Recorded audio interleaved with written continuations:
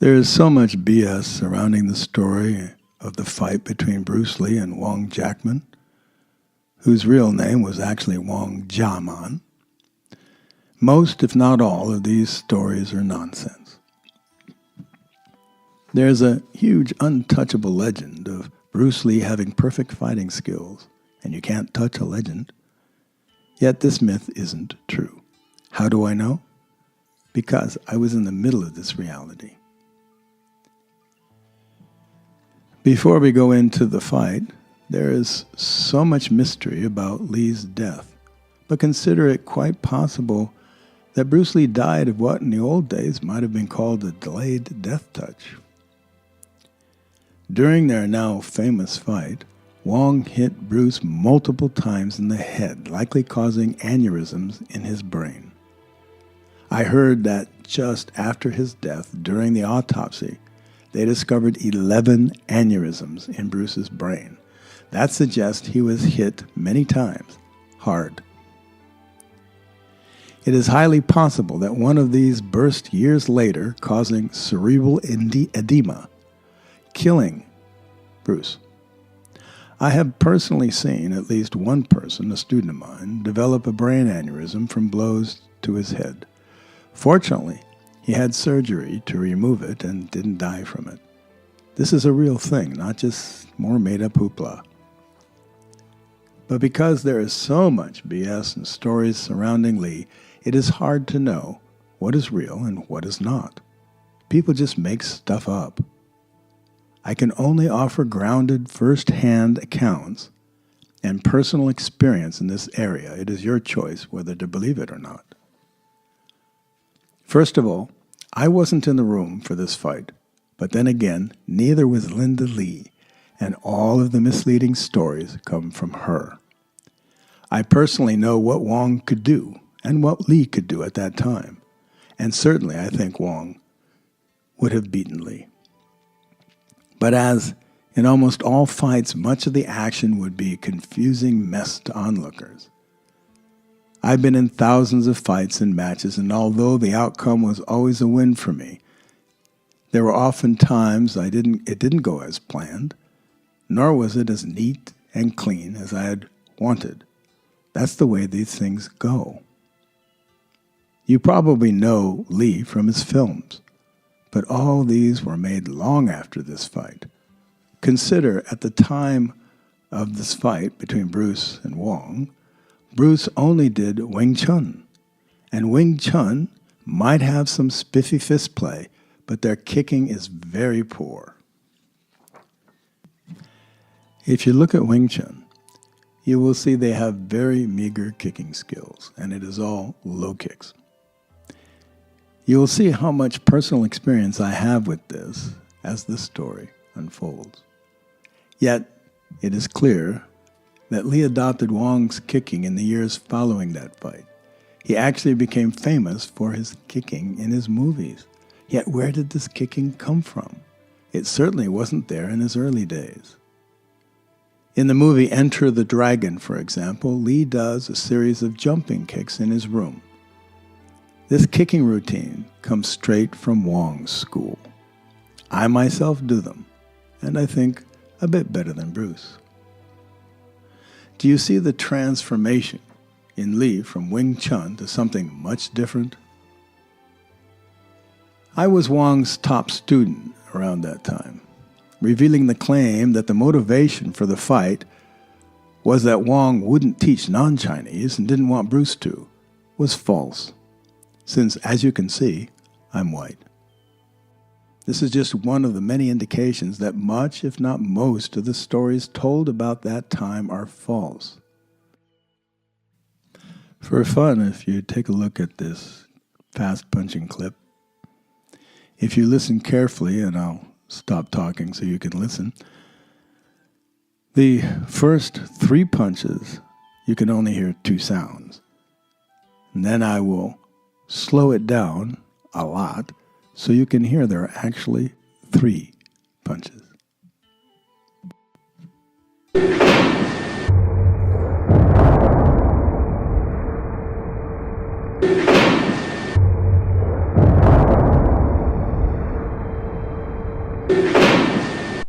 As I will reveal, I had many connections with the Wong versus Bruce controversy, but perhaps you should know more about me. To be clear, I'm not just a hanger-on or simply a student. I became the first non-Asian to win the full-contact World Martial Arts Tournament held in the Republic of China in 1978. You've probably heard a version of the story of the Wong-Lee fight, but may not have heard some of the details. Here are some highlights. They agreed to no kicking, likely because Wong was known for it and Bruce's Wing Chun is terrible at it. As they shook hands, Lee launched a punch that creased Wong's temple area, leaving a mark. But that was the only time Bruce connected. Twice, Wong had Lee in a headlock and could have done real damage, but let him go. When still living in China, Wong told me he once hit a man behind the ear with his open hand. The man left his feet, fell to the ground, and proceeded to bleed from his nose, eyes, and ears. It's really not good. Wong said he didn't want that to happen again. By the way, you can see even in the Birth of the Dragon movie, it's inaccurate since the fight was in Oakland, not San Francisco, as it shows. Wong's school was on Jackson Street at first and then 880 Pacific Avenue in San Francisco. But Lee's school was in Oakland. Although they agreed to no kicking, Bruce began trying to kick Wong in the testicles. But Wong repeatedly dodged these attempts, yet he refused to kick back even then. When I asked him, why didn't you kick when Lee broke his word? Wong said, he broke his word. That's on him, but I won't break mine. Sound like a man without honor? As we'll see, he was honorable to a fault. At the end of the match, the shirtless Lee was covered in red welts. Mark that down. The only mark on Wong was the crease near his temple. Afterwards, when Lee suggested, without mentioning names, that he had not lost the fight the night before, Wong took out a full-page ad in the Chinese Times, challenging anyone to a fight if they dared. About this time, Bruce left Oakland and went to L.A., which ended up being a very good career move on his part. This was all before the World Championship, after which I went on TV interviews and such, so I'll share some of that old footage as I yammer on about the even older days. Now, Lee was skillful and a decent actor, and he actually did engage in real fighting, unlike most martial actors or even most martial artists. But he was in no way perfect, and he did lose. He was also known to be quick to anger and arrogant. Wong himself, though, said Lee was good, but not as good as the movies made him out to be. People completely forget that movies are totally choreographed. I was head of choreography in a movie once, so I know. Take after take can be shot to make it look perfect. It is a mistake to confuse this with reality. In my early days, I went around challenging the martial teachers in San Francisco, Chinatown. Most were afraid of me and my reputation and declined to engage. At some point, even Wong wouldn't train with me anymore, saying I had gotten too good and he was afraid someone might get hurt. Wong didn't really know how to play or to mock fighting. He only knew how to fight, and the best he could do was something of controlled fighting. Out of all the Chinese masters that I challenged, only one, Gate Chan, said to be a Hong Kong street fighter, accepted. And it unfolded much the same way, with the same outcome as the Lee Wong fiasco. Before the fight with Chen, Wong told me, knock him down. When I responded, I didn't want to hurt anyone. Just to test my skills, Wong said, knock him down or he will lie about it.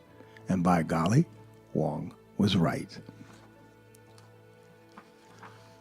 One difference in my fight with Chen was Gate wanted me to fight his senior student first, which I did.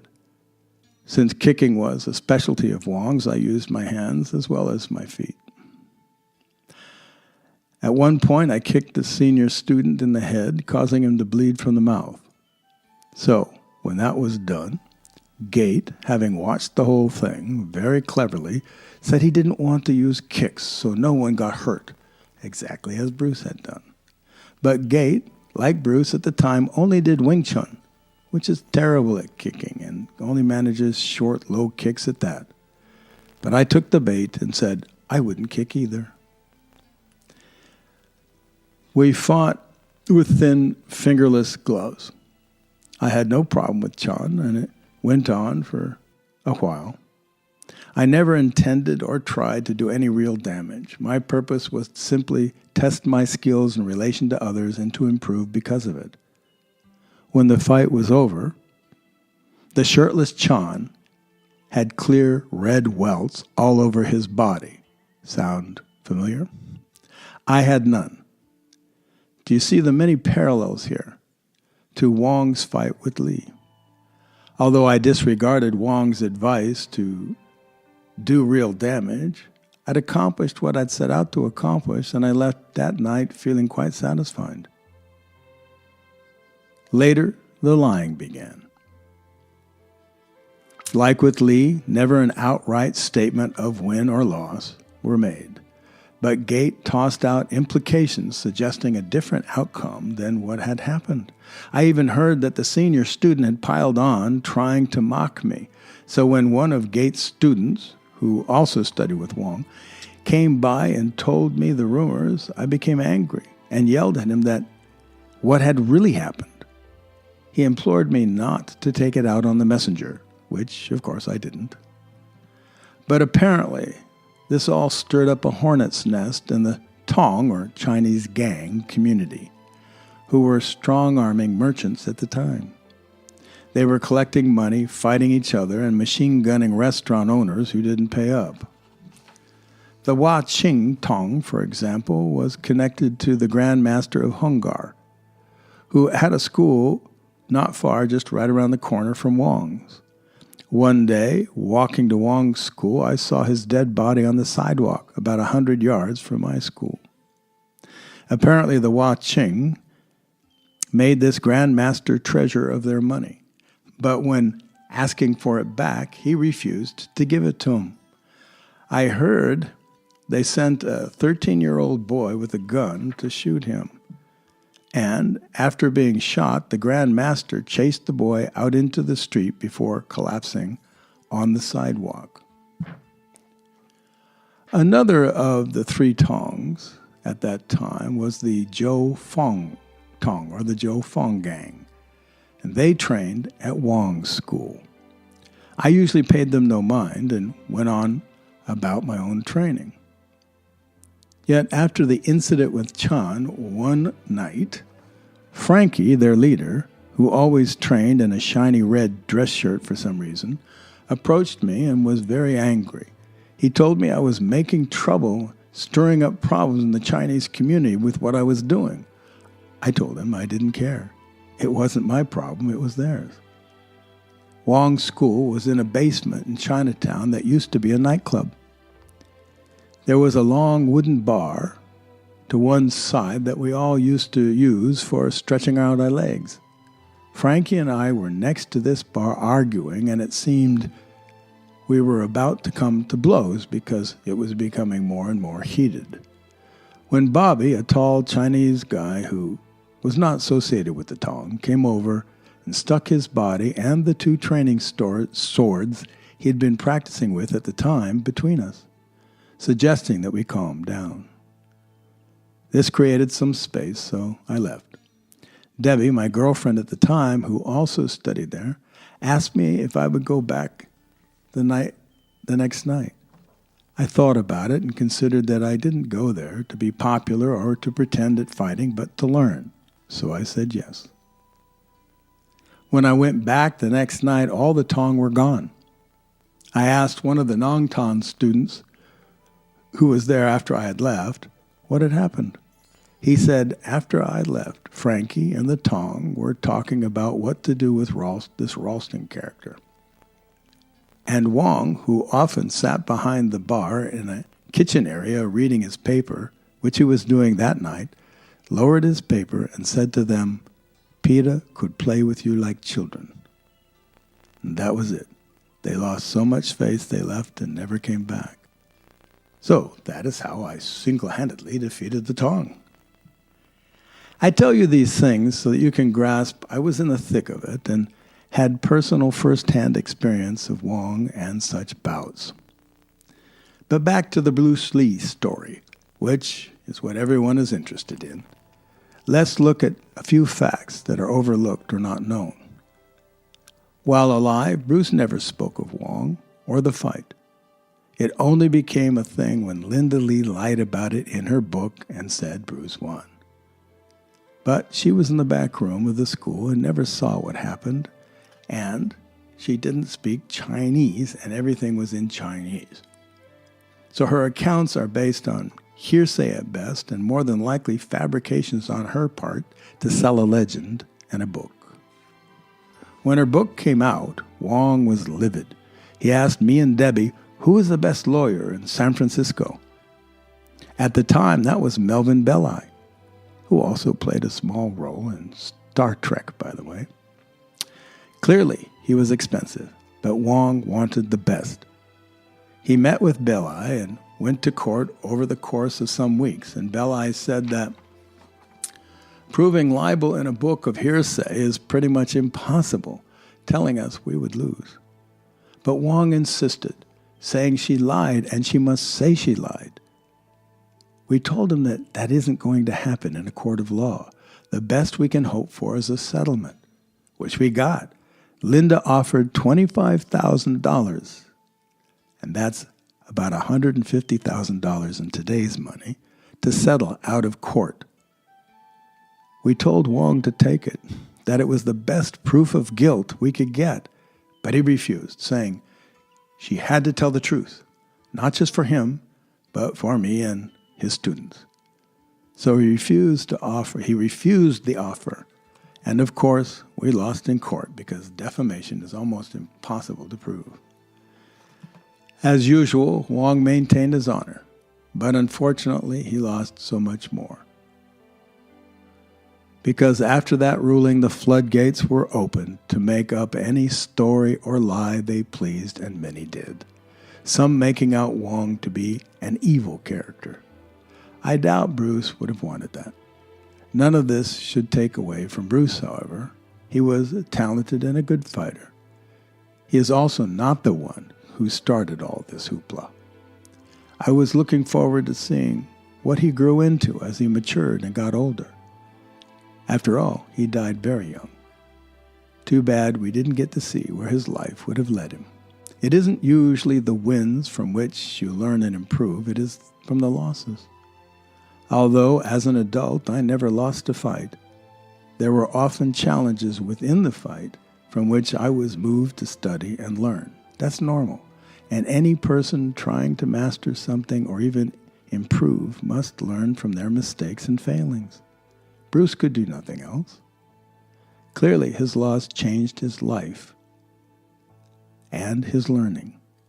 But it is a disgrace and a travesty to taint the reputation of an honorable man with lies who didn't deserve it.